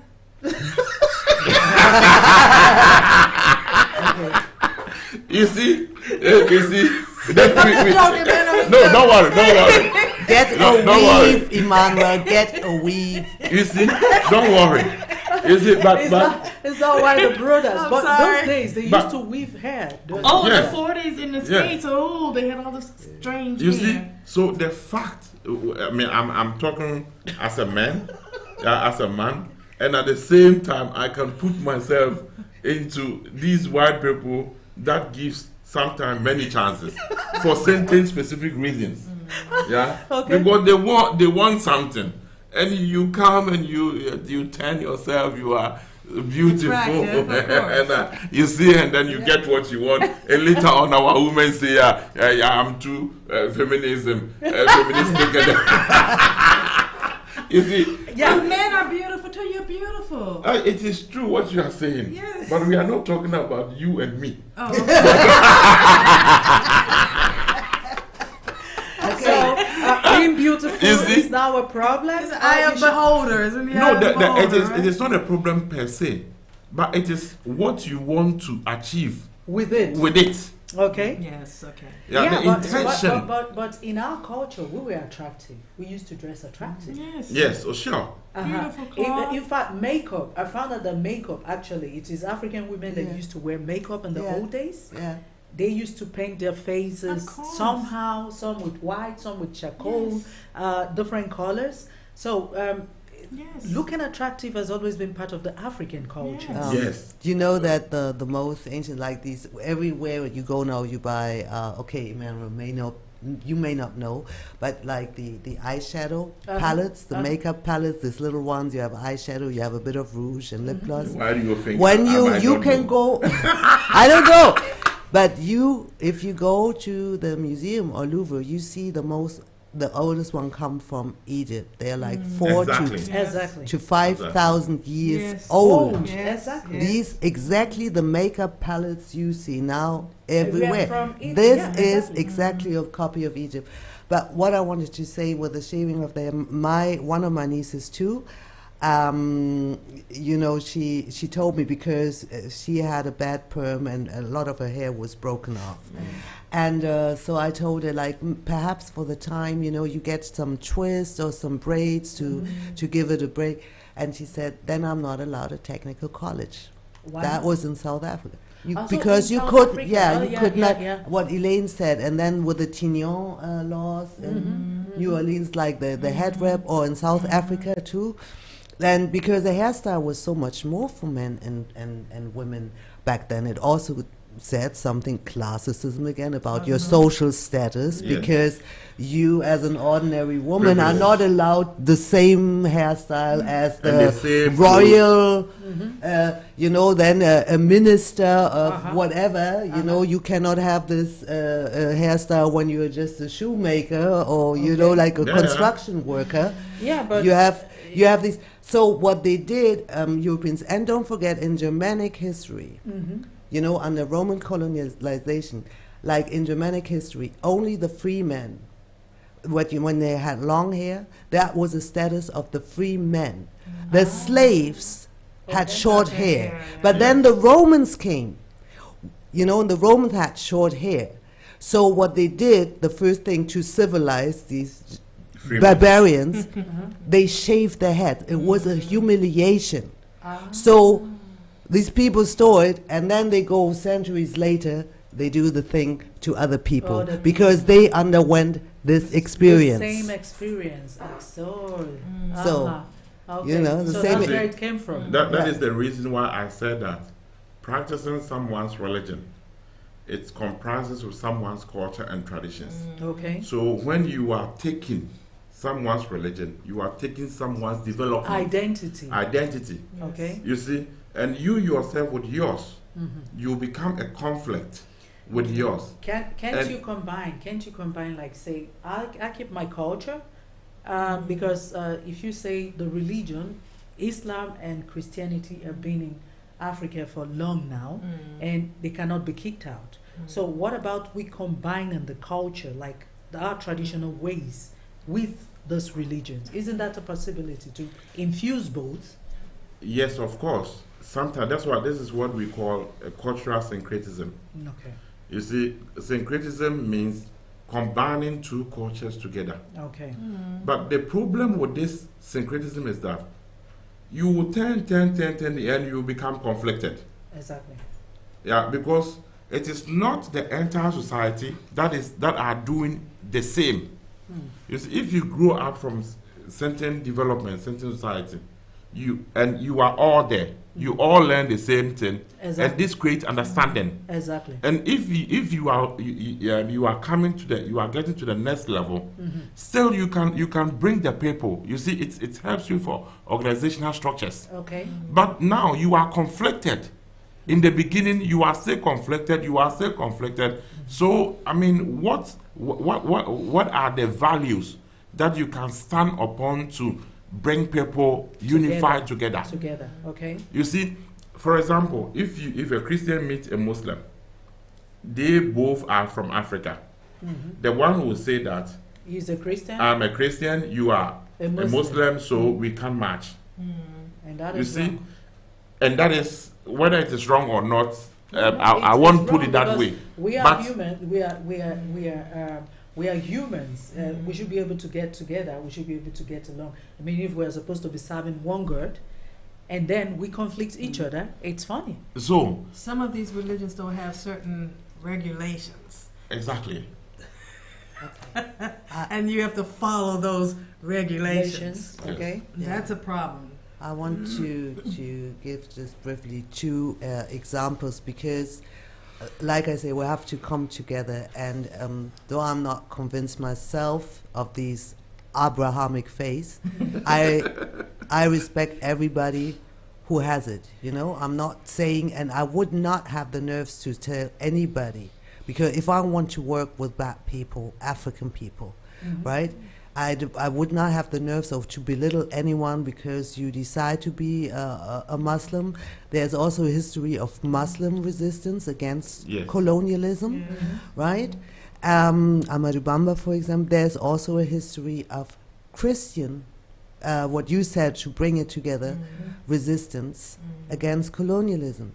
The best example is like Kimba Vita, because this is the conflict of bringing it together, Kimba Vita of Congo. Yes, exactly. Right, and what she founded was actually the first, one could say, Afrocentric. They didn't call it that. That was the 16th or 17th century Afrocentric movement. She decided because the Kingdom of Congo converted very early to Christianity, even before. And of course, the Portuguese wanted slaves, and there was a lot. And by the time it was almost into pieces because all these network relations, because of the slave raids, they saw finally it destroyed the kingdom. So she founded a movement. And yes, we're Christians, but you know, she taught that everybody in the Bible was African, was Congo, Mukongo, from the Mukongo people. You know, Jesus was Mukongo. The holy city is not Jerusalem; it's San Salvador, the capital of Congo. Mary was a Mukongo woman. Everybody. So they were, of course, they couldn't tolerate it. And she also said that the Saint Saint Anthony, who was also, of course, Mukongo, came to her in a dream, and she said that the white man has to go. The Portuguese have to go out. So, and they were using the same strategy that they came with. Yeah. Strategy. Yeah, it's Strategy. strategy. Yes. It's true. But what, Structured of course, strategy. and of course, the Portuguese were not too amused. Okay. The Roman Catholic Church was not Was too not amused amused, that okay. there were Africans who claimed to be Christians, but at the same time, They don't want the white. because they said the Portuguese, like if we are all the children of the Most High. Mhm. The Most High is the authority above us. Mhm. No Portuguese can come, no other white man, and say, Exactly. you are our God. authority. Yeah, exactly. We only obey to this authority. Wow. But, of course, there were internecine conflicts and with the king, so what happened finally, they played the little game. It's a long story, but Kimber Vita was burned on the stake with her baby. You see, this is This is- exactly yeah, yeah. what I said before. You see, and if you come to what you are aware of, the Yasantua War, this is similar thing that we show. Yeah, we have medium presentations where from the 3rd century up to the 21st century, women achievements are shown. You see, and those who are interested can do follow-ups and see that indeed we had strong women there. But you see, my thing is that once we are talking about strong women, automatically we have to talk also about strong families. Exactly. You see, Strong and if we are men. talking about strong family, we are talking about strong men. Yeah, of So course. it is not about competition. No. No. So we You can see? work together. No. Strong But, men and you strong see? women can come together Exactly. and build strong So families. that is the reason why when I was discussing in the initial stage this feminism thing, matriarchat, patriarchy, and all these things. You see, indeed, these two positions were there, and it is there. But these two positions, one or the other way, sometimes complementary each other. Exactly. So, where it is not complementary each other is when it becomes politics. When see? one decides I have to be a boy. Exactly. When it becomes, because the situation with the matriarchy was that it was a generation thing. The generation, centuries, it worked and it was functioning. Then it gets spoiled. Exactly. Then the patriarchy thing came, it works, and then we come to a stage it was not working anymore. So Okay. it's the change of society So, and development that brings new systems. But we should all have the unity to work together. to work together. That is the most important. Unfortunately, sorry, Time my is time is up. Yeah. So pity I all of can't you do- have organizations that you work for the Afro-German community. How can you be reached? Like you say you give business, say an African woman wants to Yes. start a business and she comes to you. How can she get to you? I'm on the net. I have a company called Getting Into English, Okay. and you just have to put Getting Into English, Okay. business style, Okay. and you'll find me. My name, Elaine Thomas, you'll find me. I have several web pages. I'm Okay. very active on the internet. Okay. So, or you just Google my name, find Okay. my number, and give me a call. And that reminds me, you sing. Yes, you sing. When is your next concert? It will I am actually in the studio now for a new CD. And I'm doing a bit of everything, a bit of jazz, but also more spoken word. Okay. So when that is finished and I have a new product, then I will do more. But I am actually now, will come united. All of these protests against racism and Racism. deportation, Okay. I am almost every week performing on these platforms Okay. against racism and Okay. deportations. Okay. Maseho? Yeah. Yeah, it's a pity. Like, I just wanted to say that we went out of time. Actually, I wanted to read a short poem by Gladys Casely Okay. Hayford, who was like the first African female poet Okay. who published, but I'm not reading this, and because she wrote her poems in Creole. Just to say, and it's Okay. African poetry and female writing also, like writing goes, from the Okay. past. Can you say your name again, please? Gladys Casey Hayford. She was Fante Creole, Sierra Leonean. Okay. Yeah, but if I concentrate mainly right now because I had to focus on painting, visual art, illustration, Okay.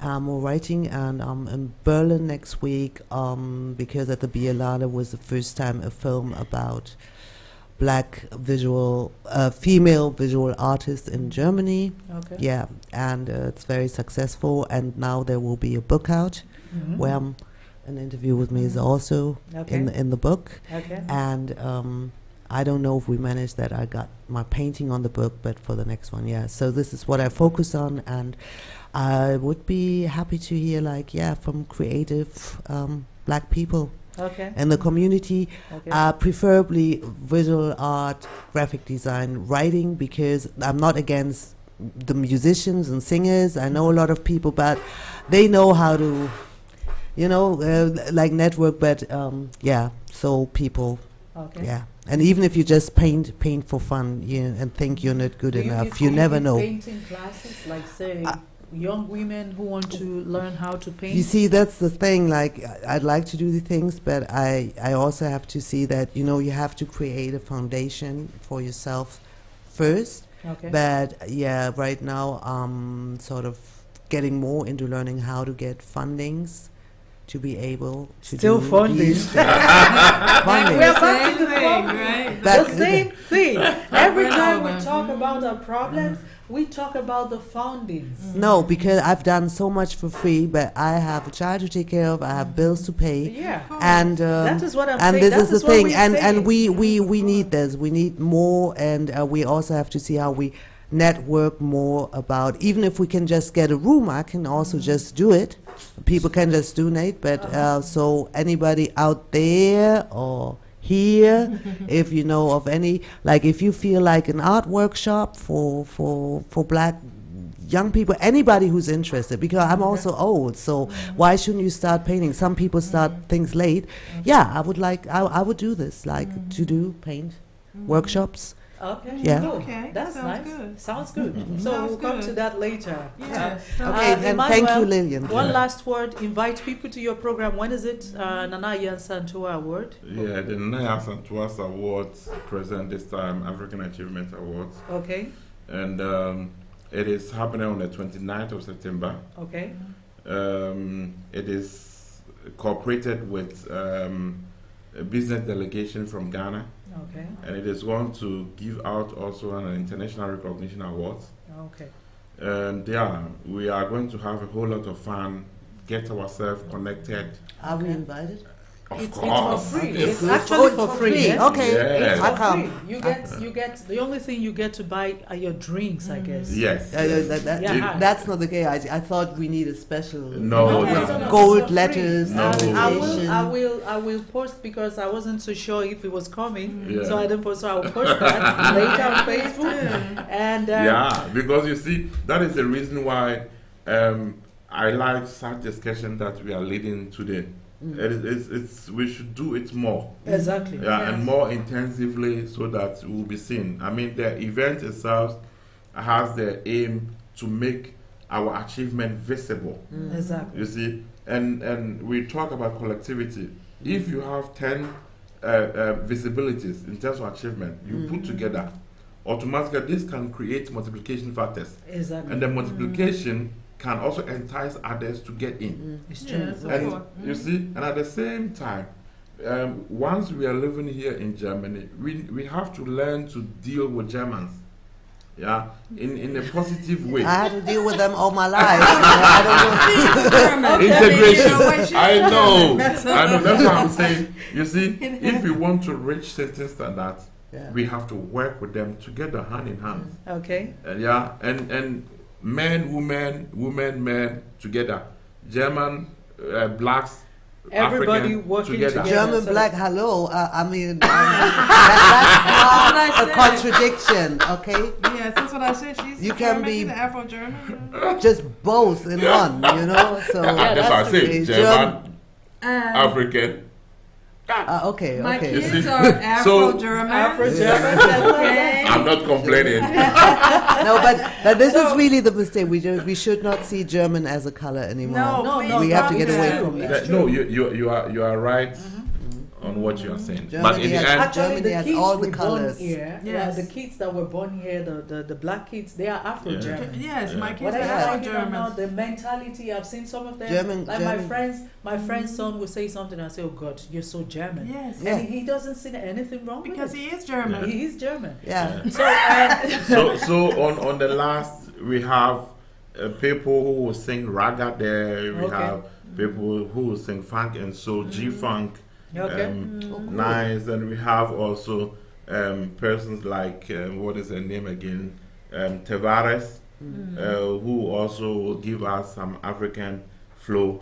Of course, we didn't have too much money, and therefore we couldn't hide it. No, but Okay. Keep the Latin. I At would least share something. too, Yes. you know, Yeah. because I heard about this, but I never saw about it. I think you once did once like a lady from Berlin receive it. I heard about this award, but Okay. you never Yes. see it. So Okay. Yeah. we have to post and we have to share to make we'll it come. known. So, Because Yeah. and sorry, I'm saying it because for those who are listening who have children, do you still do the nachhilfe thing?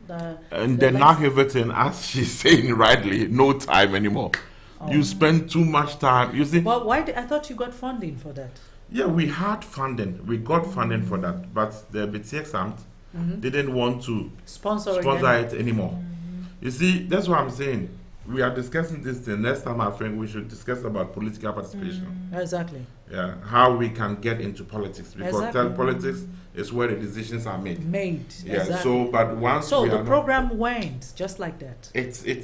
always they give you fundings for 1 year. Yes. And then So before the 1 year, you have to apply for the Okay. next year. Yes. So if you apply, depending on the budget they have and whether your project is Yeah, interesting but it to is them. important that the children get Important. lessons. So when we were, just give me 1 minute for this Okay. because I think this is beautiful that we have, may she rest in peace, the last word by a gifted African woman Okay. who inspires us and inspires all of us who like poetry. So this is Gladys Casey Hayford. I think it's from the 1930s that she wrote this poem. Rejoice and shout with laughter, throw all your burdens down. If God has been so gracious as to make you black or brown. For you a great nation, a people of great birth. For where would spring the flowers if God took away the earth? Rejoice and shout with laughter, throw all your burdens down. Yours is a glorious heritage, if you are black or brown. Wonderful. Wow, wonderful. Thank you very much. Thank you, very people. much, The Lily, weather for wasn't nice, inviting but us. you made it. You came, and it's been wonderful. It feels like you shouldn't. I've even exceeded my time. Well, we The appreciate time was invitation. fast. That Thank was you, first thank you like very 2 much. hours. So, Oh, what am I going to say? But it was fast. Now I Thank have you to very drive much. back. Okay, you're still going I to have Bremen. to go back to Bremen, yeah. Oh my God! Oh, Thank you, you're thank you, living in thank you, Bremen. thank you very You much. know, we'll No, not connect. really, but pardon? It was a pleasure connect, you know, and Yes, it's the awesome. 29th is our protest, so If your protest, that's the 29th, and we're expecting 30,000 people. wow. Yeah, so I'm sorry about that one, but next time, Don't yeah. worry, don't worry. So So till when is the protest? it's on the 29th. I mean, but you know, until then we have meetings like 3 times a week, and then I'm doing spoken word on the truck, and oh, you get me. Heavy. Yes, happy. Thanks. Meeting you. But next year, Yes, because I've been invited before. yes. Yeah. To celebrate the women. Yeah, celebration of women. Tell me why we wallow in the mud. Thank you so Okay. much. Can you give us Africa. Protest. Yes. You didn't tell me that. I'm not dressed.